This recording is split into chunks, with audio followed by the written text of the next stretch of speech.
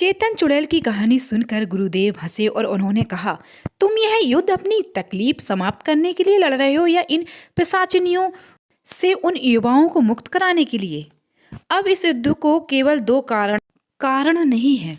बीते 5,000 वर्षों में 5,000 कारण उत्पन्न हो गए हैं। पता नहीं इन 5,000 वर्षों में कितनी बार कामनी से पराजित हुआ हूँ।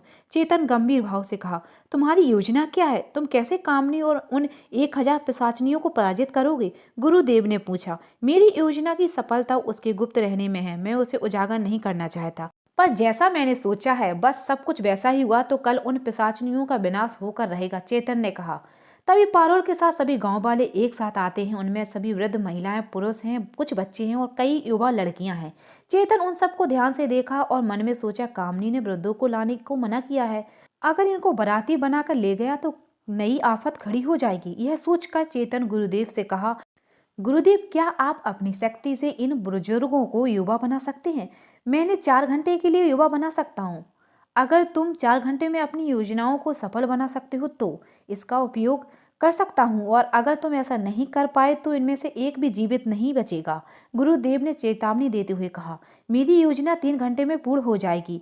चेतन ने कहा, ठीक है, तुम जब कहोगे मैं इन बुजुर्गों को युवा बना दूंगा। गुरुदेव ने कहा, मुझे तो बैलगाड़ी की आवश्यकता है। क्या हमारे गांव में बैलगाड़ी है? चेतन ने कहा, बैलगाड़ी की व्यवस्था हो जाएगी, एक वृद्ध ने जिम्मेदारी लेते हुए कहा। कुछ 10 लोग बैलगाड़ी लेकर जंगल में जाओ, वहां व्यंजन ले आओ, भोजन करो। चेतन ने कहा। फिर बैलगाड़ी रखकर सभी व्यंजन लेने आए और सभी ब्राह्मण ने पेट भरकर भोजन किया। गांव वालों ने इतना स्वादिष्ट भोजन अपने जीवन में पहली बार किया था, इसलिए सभी प्रसन्न हो गए थे।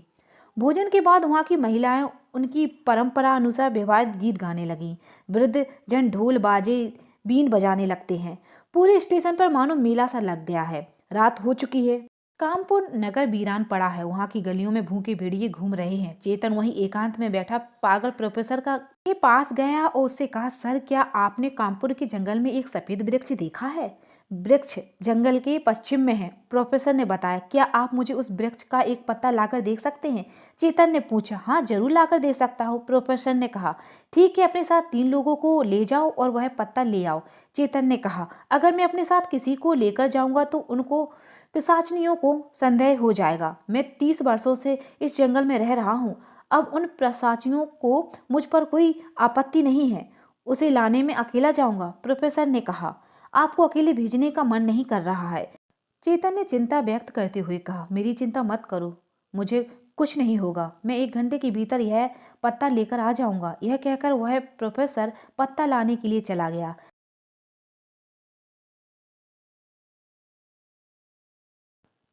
जंगल में आकर आज पहली बार उस प्रोफेसर को भय था, अनुभव था। उसे लगा कोई उसका पीछा कर रहा है। वह सावधानी पूर्वक चला हुआ उस वृक्ष के पास आया और इधर उधर देखकर उसने उस वृक्ष से पत्ता तोड़ा और उसे अपनी जेब में रखा। वह पलटा तो उसने देखा उसके पीछे 4 पिशाचनियां भेड़ियों पर सवार होकर अपने विकृत रूप में उसकी ओर बढ़ रही हैं। यह देखो, प्रोफेसर भयभीत होता है।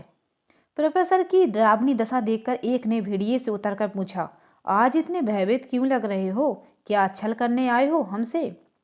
वह दूसरी तरफ चेतन पुल के सामने खड़ा प्रोफेसर का इंतजार कर रहा है। चेतन चिंतित देखकर उसकी असिस्टेंट पारुल ने पूछा, सर आप इतने चिंतित क्यों हैं? प्रोफेसर सफेद पेड़ का पत्ता लाने गए थे, अभी तक नहीं लौटे। मुझे उनकी चिंता हो रही है। यहाँ की सभी पिशाचनियां प्रोफेसर को पहचानती हैं। उन्होंने कभी प्रोफेसर को हानि नहीं पहुंचाई। मुझे लगता है वह जल्द लौट आएंगे, पारुल ने कहा। तभी जंगल से एक साथ हजारों भेड़ियों की चीखने की आवाज आई और वहां मौजूद सभी ने जो देखा वह भयभीत करने के साथ आश्चर्य में डालने वाला दृश्य था। वह सभी पिशाचनी अपनी सुंदर रूप में भेड़ियों पर सवार होकर नदी के किनारे इकट्ठी हुई हैं। यह देखकर गांव वाले, रेलवे स्टाफ और सभी आश्चर्य में पड़ गए। तब सभी को विश्वास हो गया यहाँ हजारों पिशाचनियां हजारों वर्षों से रह रही हैं। पर जब सबने अपनी आंखों से देखा तो एक रहस्य उजागर हो गया। तब चेतन चुड़ैल ने गांव वालों से कहा, यही हैं जिन्होंने तुम्हारे गांव के हजारों नौजवानों को अपना बंदी बना रखा है या फिर अपना शिकार बना लिया है।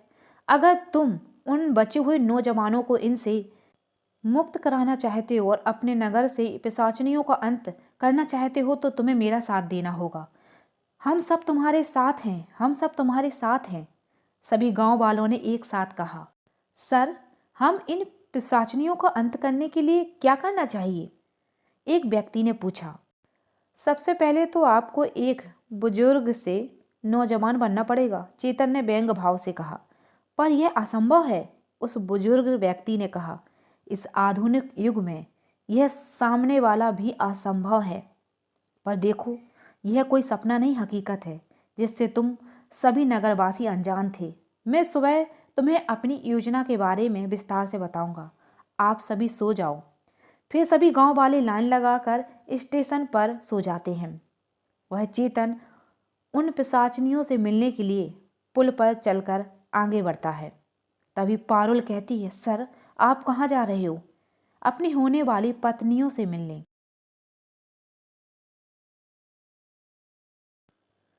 क्या किया उस पागल प्रोफेसर के साथ जो अभी तक पत्ता लेकर नहीं लौटा है?